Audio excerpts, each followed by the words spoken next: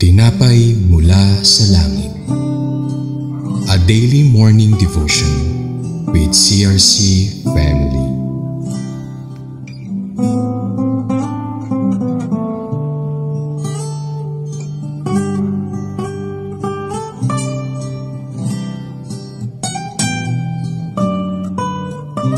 Mapagpalang umaga po sa bawat isa. Ako po si Pastor Reynis Katapang, isang youth pastor from CRC Makati. Samahan niyo po kami sa ating programang Tinapay Mula sa Langit, ang pang-araw-araw nating devotion sa salita ng Diyos. Ngayong umaga ay matutunghayan po natin ang Leviticus 23 verse 39 to 44 na pinamagatang The Appointed Festivals of the Lord. Ngunit bago po tayo magpatuloy, tayo ay dumako sa ating maikling panalangin. Aming dakilang Diyos na tanging dakila at mapagpala sa lahat. Maraming salamat po sa araw na to na binigay niyo sa amin sa kalakasan maging sa pag-iingat. Dalangin po namin na patuloy niyo pong pagpalain ang bawat isa sa amin sa aming pag-aaral ng inyong salita sa umagang ito. Dalangin po namin na i-bless niyo po ang aming mga isipan, ang aming mga actions, ang aming mga salita, maging ang aming mga spirit na maging bukas puso kami sa pakikinig ng inyong mga salita. Maraming salamat po sa lahat-lahat at patuloy niyo po kaming itago sa inyong likuran. Patuloy ka po naming pinupuri, dinadakila, sinasambat, patuloy na pinapasalamatan. Jesus name we pray. Amen and amen. Sama-sama po nating basahin ang Leviticus 23 verse 39 to 44. Verse 39, so beginning with the 15th day of the 7th month, after you have gathered the crops of the land, celebrate the festival to the Lord for 7 days. The first day is a day of Sabbath rest, and the 8th day also is a day of Sabbath rest. Verse 40, on the first day you are to take branches from luxuriant trees, from palms, willows, and other leafy trees, and rejoice before the Lord your God for 7 days. Verse 41, celebrate these as a festival to the Lord for 7 days each year. This is to be a lasting ordinance for the generations to come. Celebrate it in the 7th month. Verse 42, live in temporary shelters for 7 days. All native-born Israelites are to live in such shelters. Verse 43, so your descendants will know that I had the Israelites live in temporary shelters when I brought them out of Egypt. I am the Lord your God. Verse 44, so Moses announced to the Israelites the appointed festivals of the Lord. Ayon sa mga verse na ating binasa, ito po ay patungkol sa Feast of Tabernacles or celebration na inutos ng Panginoon na gawin ng mga Israelita. Meron pong tinatawag na Sukkot or Holiday of Happiness ang mga Jews. Ito po ay isang buong linggong masayang selebrasyon ng mga Jewish sa pag-alala sa ginawang pag-iingat at guidance sa kanila ng Panginoon sa wilderness at para sila ay mapalaya sa Ehipto. Hanggang ngayon po ay sineselebrate pa rin nila ang Sukkot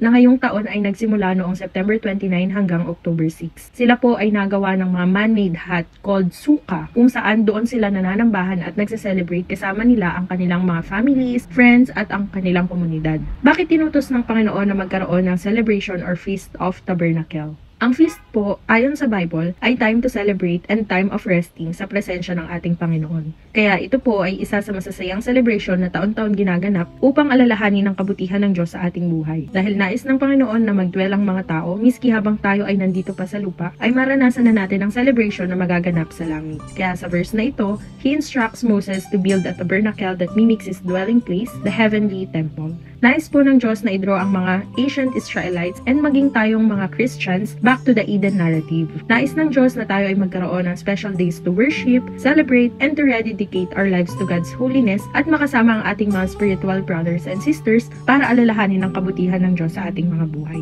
Praise God! Tayo naman po ay dadako sa ating closing prayer. Hallelujah! Aming dakilang Diyos na tanging dakila, tapat at makapangyarihan sa lahat. Maraming salamat po sa mensahe na ibinigay niyo sa amin sa araw na to. Dalangin po namin na patuloy niyo kaming i-remind na magkaroon kami ng special days to celebrate your goodness, na makipag-isa sa inyo in spirit. Mai-submit namin ang aming mga buhay at patuloy na alalahanin ang goodness niyo sa amin at sa aming buong sambahayan. Maraming salamat Panginoon dahil nais niyo po na miski nandito pa kami sa lupa ay maranasan na namin ang magiging celebration dyan sa langit. Maraming salamat po sa lahat-lahat. Patuloy ka po namin pinupuri, dinadakila, sinasambat, pinapasalamatan. In Jesus name we pray. Amen and amen. Maraming salamat po sa inyong pakikibahagi sa ating programang Tinapay Mula sa Langit. Lagi po nating pagnilayan ang salita ng Diyos mula sa ating puso dahil lubos ang magiging kaunawaan natin dito. Muli po ninyo kaming samahan bukas sa pagninilay-nilay ng kanyang salita dito sa programang Tinapay Mula sa Langit. Malaya po ninyong i-share ang video na ito upang kayo rin ay maging pagpapala sa iba. Pagpalain po tayong lahat ng ating Panginoon. Magandang umaga.